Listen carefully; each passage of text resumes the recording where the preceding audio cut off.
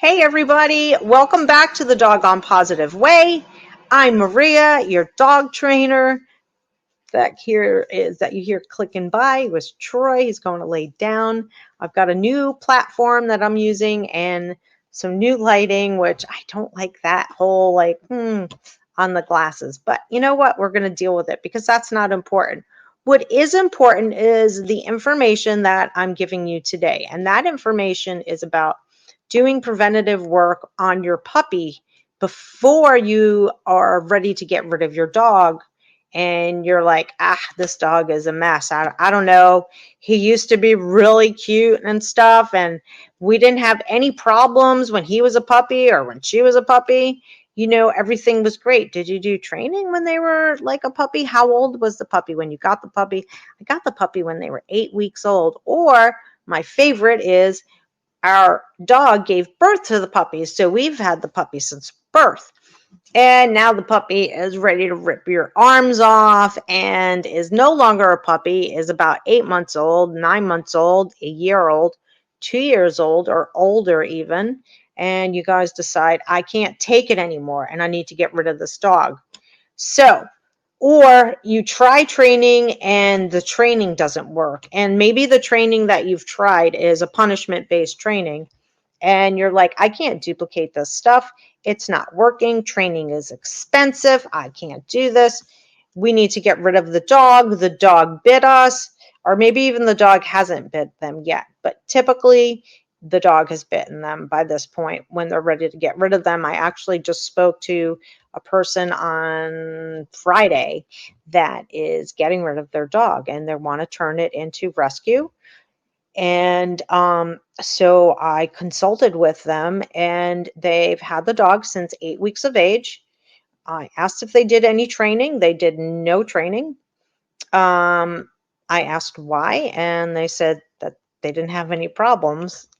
Of course, you didn't have any problems because the dog was brand new. It was a puppy, it was a clean slate.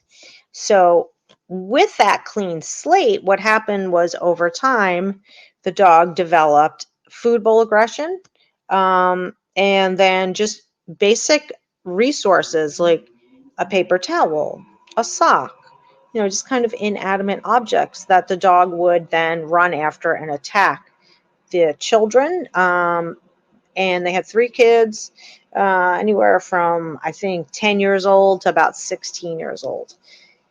And, they're going to have kids over. They're going to, their friends are going to have come over and they're going to have sleepovers and they can't have this dog anymore. And they did try training. And the training advice that they got was pretty crazy, but apropos for what people who call themselves trainers are telling people to do or doing to other people's dogs. Here are the things. One, and this one was okay. Tether your dog on a leash while you feed the dog. Okay. So the dog is separate from the family. And I can't believe I'm doing this, but I'm going down this road right now. I'm sorry. Okay. And the other thing was to leave the dog's leash on, which is great. I think that's a great idea to have a drag line on the leash, but it was to hang the dog by the leash if it, went after somebody and they were able to pick up the leash and hang the dog up, and get their front paws off the ground. That's, first of all, it's really hard for people to duplicate that, and people don't want to hurt their dogs or punish them like that. And what starts to happen is that you start squashing the dog from giving you a warning signal. So you have no warning signal. These people had no warning signal, and this dog would just chase after them. They could be walking by. They have no idea the dog has a tissue or a sock or whatever. And then the dog would just go after them and bite them and leave marks on them. No punctures, but marks. So, this is why I'm talking to you about doing all the prevention, because those are the stories that I get. Those are the clients that I get. Those are the screenings that I have to do for rescue groups that, they can't take the dog in because who's going to take a biting dog, most rescue groups won't take that dog. They don't have room. Is the most important is that they don't have the room, and they're not just getting adult dogs. I think there's a big kind of myth that's still out there that thinks that rescue groups and shelters only get adult dogs, and that can be nothing further from the truth. They're getting a lot of young dogs. So many litters of puppies are coming into shelters and rescue groups, especially. You'll get like purebred rescue groups, like husky rescue group. I don't know why I said husky, but a husky rescue group. Let's see, Springer rescue, shepherd rescue, lab rescue. They all get litters of puppies in. So you can get a young dog from a rescue group. But my point is that I'm all over the place right now, but my point is that I want you to go to puppy classes.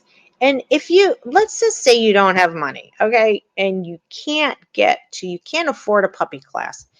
This is what I want you to do. I want you to get treats and go outside with your puppy and introduce your puppy to a whole bunch of people and see if you can find another puppy around the same age that you can socialize your puppy with that has at least the first round of vaccinations on board.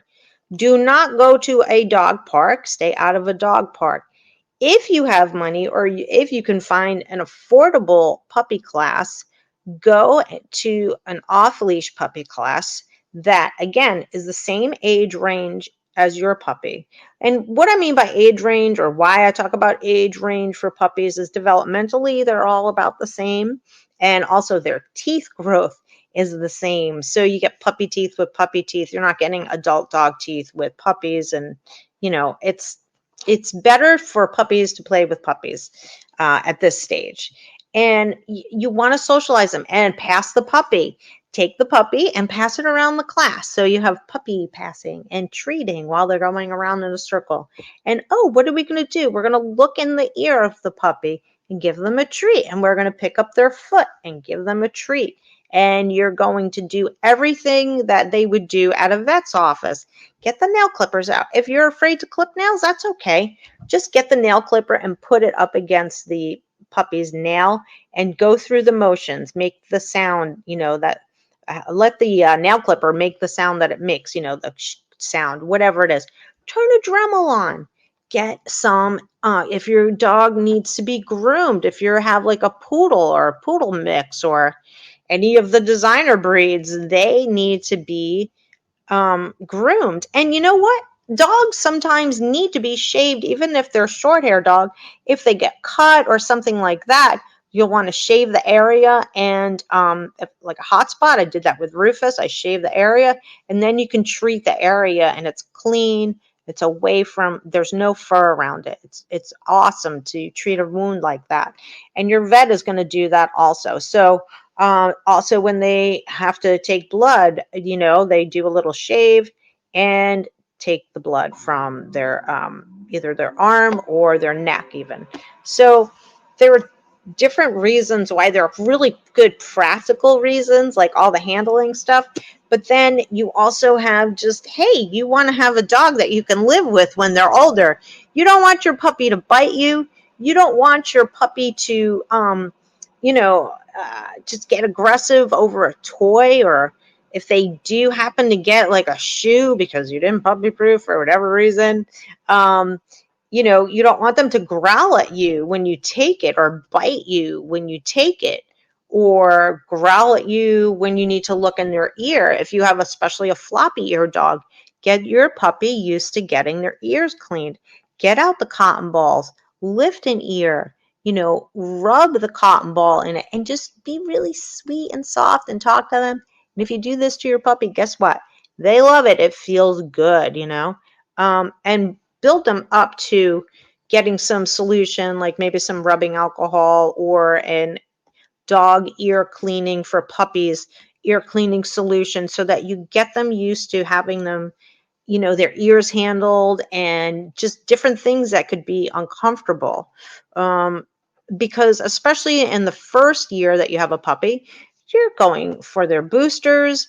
They're going to need their nails trimmed at 6 months of age. They're definitely going to need, if you have a long hair dog that needs to be groomed like a poodle or something, they're going to need a groom, at least one groom within their first year of living with us. So we want them used to it, because I can't tell you how many videos I watch. I follow this one woman.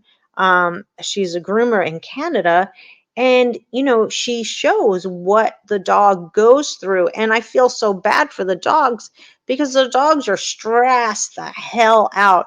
Some dogs have to be medicated. And honestly, if I get a dog that needs to be groomed, I don't want that dog to have to be medicated just to have nails trimmed or haircut or anything like that. So you need to get them exposed to all of these things. This is future proofing. Do it during their critical period of socialization, which is like 8 weeks of age to about 3.5, 4 months of age. Okay. That's when it's great absorption time for them. They're like little sponges. And that's when you have them, they're clean slates. And even if you get them older, you can still do it, but they need to be with puppies that are their own age. So I have puppy classes that would go from 8 weeks of age till about 4.5 months, because the adult teeth are starting to come in. So I didn't want adult teeth with puppies. Okay. And then from there, you go up to a next age range of 4.5, 5 months and up. And you have to keep them socialized. Bring your treats with you everywhere you go. Don't forget those treats. And you can also skip a meal or give them a small meal, so that you have the power of being able to reinforce them with something that's really yummy and delicious. You want to have their treats be really reinforcing. And here's the thing about using treats in training. People and even trainers are like, don't use treats, or you don't have to use treats. That's such a pain in the neck. And you don't want to have to shove food in their face. And la, la, la, la. Why? Why not? You guys like treats. I like treats. I like coffee. I like my phone. I like, whatever it is that I like. I work for things. Why not have your dog work for things? And you make life so much easier for yourselves and for the puppy, and then they're not stressing the hell out. So we're going to keep this really short for you guys, and let's future proof your puppies together. Let's do it together. Send me a message. Please share, like, and subscribe. Get this information out. We're going to focus in on future proofing your puppies. You're going to hear it so much, you're going to be sick of hearing it. I promise you. Okay. Have a great day. Thanks for listening and watching. And let's keep going together. Train your puppy.